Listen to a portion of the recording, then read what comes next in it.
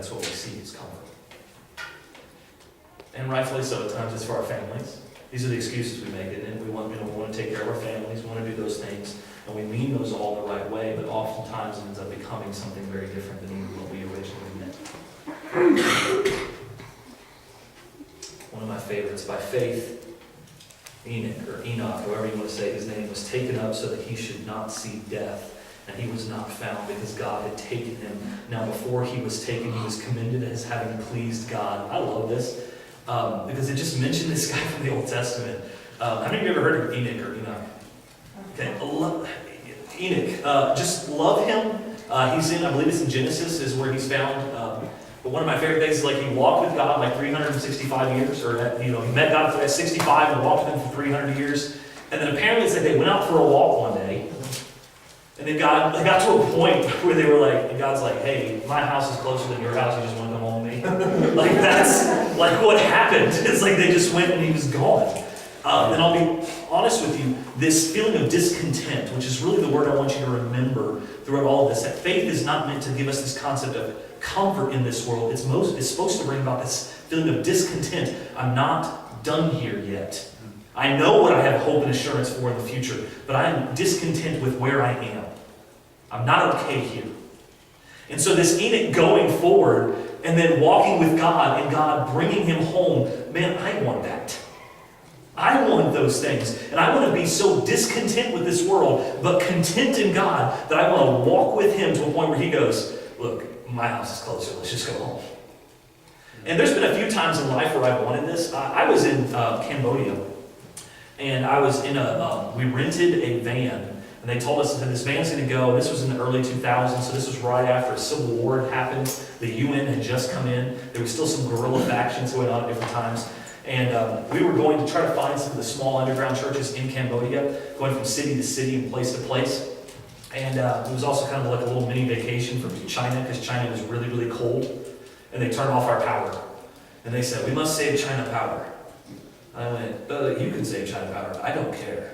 They were like, oh no, but it is okay. This was like January 6th. It was snowing outside. It was 12 degrees. And they turned off the power to the building, so no heating, nothing. And I said, well, when will it come back on? He goes, oh, probably start of semester. I went, that's February 26th. That's a month and a half from now. So we headed south. We got on a plane. I had like $300. I went, where are we going? He goes, south.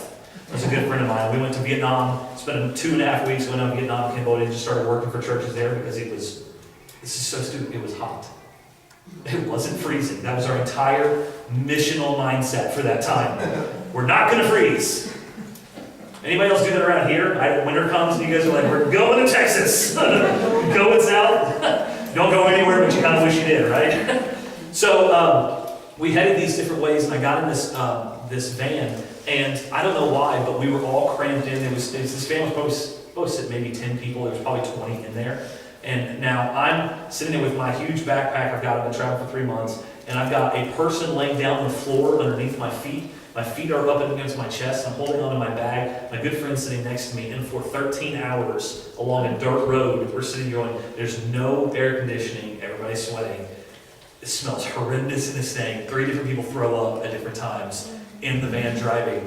And I'll be honest with you, I couldn't figure out why the driver kept crossing himself and praying. And I was looking at Kyle, and I was like, Kyle, is it Catholic? What is this road? We're going on this dirt road, and all of a sudden I just see these huge potholes all along the roads everywhere. And these are all dirt roads anyway, so I'm just assuming these are from trucks coming through or whatever.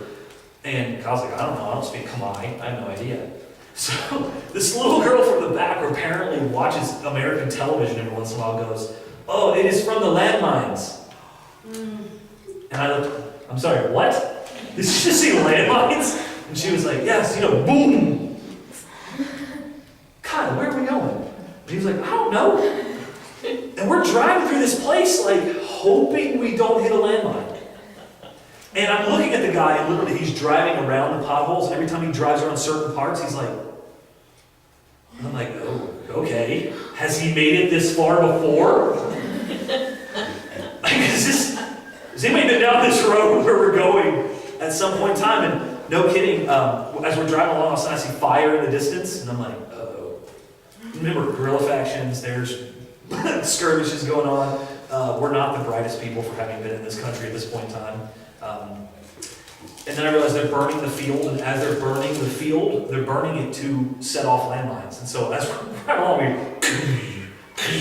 all the distance, and we're like, do we cheer or are we sad? Like, are we sad that they're there, or are we cheer like, yeah, you got one? You know, it's such a weird moment. I remember thinking at some point in time going, God, Enoch type moment right now. I'm here serving, your servant is here serving you, walking alongside you in faith. If you want to swing back by here, you know, just pick me up on my way out, that would be awesome. And then I got to a point where I thought about it and I was like, well, what about Kyle? And I remember going, well, you know, Peter made that mistake once too, didn't he? He was like, what about John? And he was like, who is he to you? And I'm like, no, forget him, I'm on my own. Jesus, come back, I'm going with you right now. Let's make this happen. And I remember thinking, and this is the really cool part about it, is that through faith, death is like lost everything. You know? Like, all of that. I remember thinking even that moment, I've had a lot of really, and this is where I will put this out there for parents who have teens and teens that are in this classroom. I'm a big, big fan of the fact that we live way too much in fear. I don't have a death wish. I don't. I have children, and I've been given the responsibility. They are on loan from God. It is a responsibility of mine as their father to raise them up. And I'm going to tell you this real quick. God will always be a better father to my children than I ever will be. I don't have a death wish, but I'm not going to live in fear in this world. Amen. It's why my wife allows me, which is where I think her courage comes through, allows me to go to the places that I go to and do the things that I do because she understands that to live in fear is to live without faith. Yeah. Enoch walked with him. And in his discontent with being alone, he walked in contentment with God. And God was like, home's right over here, let's just go in. And he went, that sounds amazing, let's do that. But instead, you and I oftentimes are left here to live out and oftentimes been asked to do things that just is absurd. Watch this. Oh, look at this next little part. Oh, I love this part because this is the most ridiculous thing we've ever seen. By faith, Noah, being warned by God concerning events as yet unseen, in reverent fear, constructed an ark for the saving of his household. I love this because we totally miss this. I call it VBSing things. How many of you have ever been to a VBS? We talked about Noah's Ark. Right. Okay. I want you to catch this.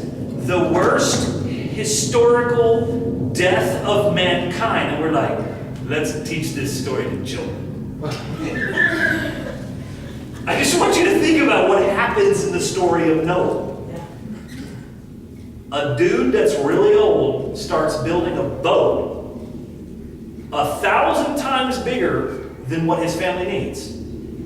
500 miles from the closest ocean, and starts getting animals to come closer. No, come on in here. You're going to want to go ahead and do it. All right, sweet. All humanity dies, and we make puppets out of this. Am I wrong in this? It's like, is everybody else going to die? Yeah, probably. Sweet, let's do a whole entire week about it. Why? Because the animals are cute.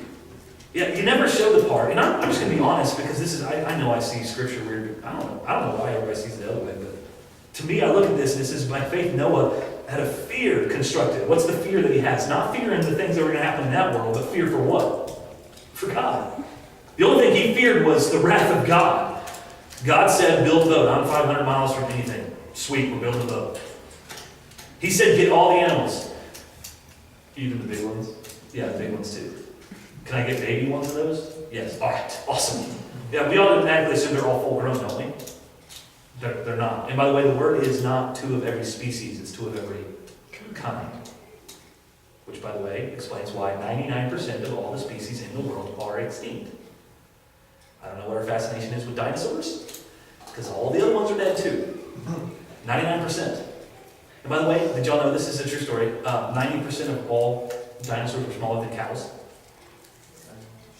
Yeah, we don't think about it. We always think of the big ones, right? And that's it. Those are the only ones. I'm like, no, there was others. They all died. I know some of you are looking at me going, where is this coming from?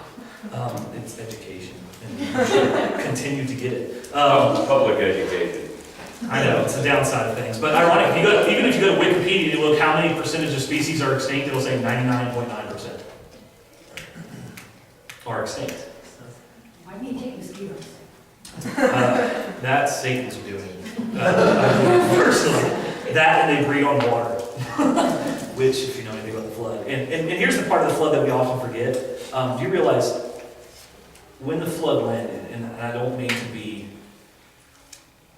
gross or too graphic in this, but do you think that there might have been claw marks on the side of the ark? Yes. With people crying out? And do you think that Noah may have found himself inside praying, but also closing his ears to the screams of what he's hearing happening outside? Don't you think that he was fearful for them? Absolutely. I mean, In fact, he called for repentance for quite a while. Well, sure, but I think he feared a lot of things. He feared what was going to happen to his children afterwards. Sure. He feared what was, it was total fear. Absolutely. But his healthy fear was the fear of God. That could Absolutely. control it. He could turn it on, he could turn it off. Absolutely. You know, the other thing that I love is if there was ever a lesson about marrying the right people, isn't it be the wife of Ham, Jam, and Japheth? Just throwing that out there. Talking about marrying into the right family. That's the one right there. Yeah. It's where you go. Marry a Christian. Marry a guy who's going to survive the apocalypse. Marry a guy that It's going to survive the end of the world, which is what Noah's sons did, right? Yeah. They did that. But I want you to catch this last part as we kind of close up. By this, he condemned the world and became an heir of the righteousness that comes by faith. Sometimes God's going to ask you to build a boat 500 miles away from a river, and away from an ocean, and he's going to say, by the way, gather up some animals and put them inside. It's going to rain. And he goes, what's rain? That's right. It's going to flood. What's a flood? There's going to be moments in time where you're asked, especially in light of the culture we live in. And let me bring this into a teen world, and then we'll bring this back into an adult world. In a teen world, you might get to a point where you feel like somebody's asking you to do something that goes against everything you know that will make you feel normal in this world. Just do this, be like this. In fact, if you guys think about every day, y'all know y'all are hit by 4,000 to 5,000 subliminal messages every day driving down the road, television, whatever. It's drive this, look like this, just be this. If you were just a little bit more like this, then everything would be okay. And then the irony is the next commercial goes, yes, but you also need this. And then you will need this too, and then you will need this. And then the next one comes on and goes, that product's not nearly as good as this one we got here. You're constantly sold about things that you're supposed to be. If you don't think our world is screaming out in discontent, we're not okay. We're broken. And if there was ever people who could go, yeah, we absolutely are. We're a broken people. We're evil to each other.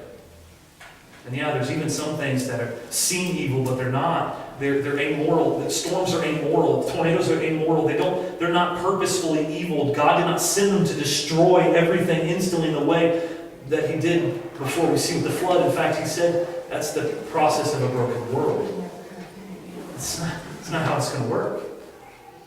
But if you have the answer, if you have faith, and you know what's going to happen, then that discontentment that you feel gets turned from there's something broken to there's one who knows how to make me whole. And through the waters and redemption of baptism, he makes me whole, but that's not the end. Then you take that discontentment and you turn it towards a race and a pursuit of God. I'm going for God. I'm discontent because I'm not there with him yet. And when I achieve that, that's peace.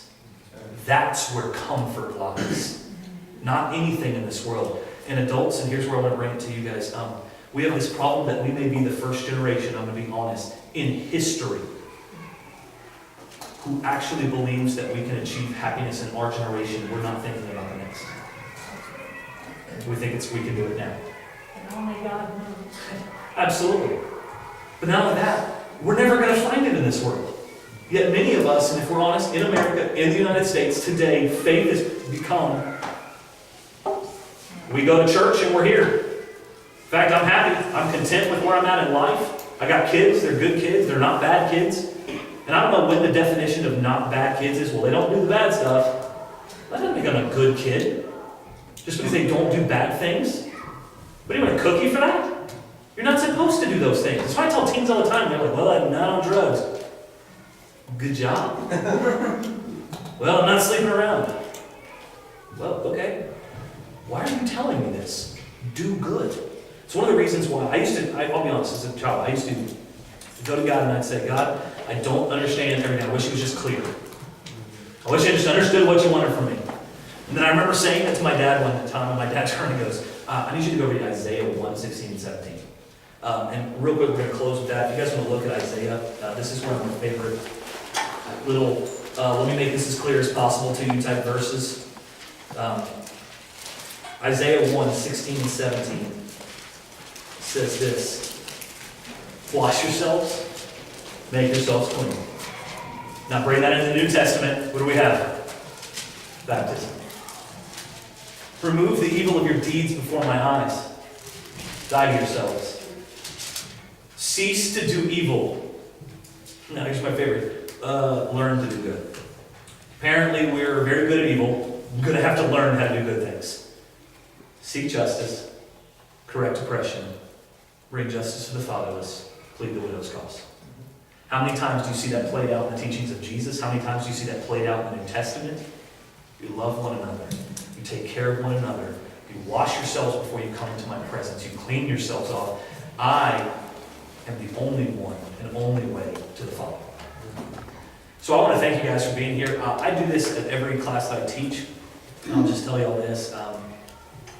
We have this word that we use often in the United States and in the English language that we say one thing when we mean another, and it's the word love.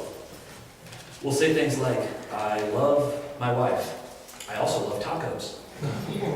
And I hope you'll understand there's a difference between the two of those. The Greek allows for such. There's 4 different words for love. I believe the Hebrew has 3. We have 1. But let me tell you this, I love you guys. I want to see you and spend eternity with you in heaven. And I hope you'll take that sense of, we're not there yet, and place that within your faith, because it is the things which we hope for. Hope for God. Pursue God. Run after God. That's what you're running after. Not just comfort in this world. Be discontent with where you are now, because you're not home yet. And when you get home is when you can rest in His peace and His grace and His mercy. I love you guys. Thank you all so much for being here this morning. I really do appreciate it. Thank you.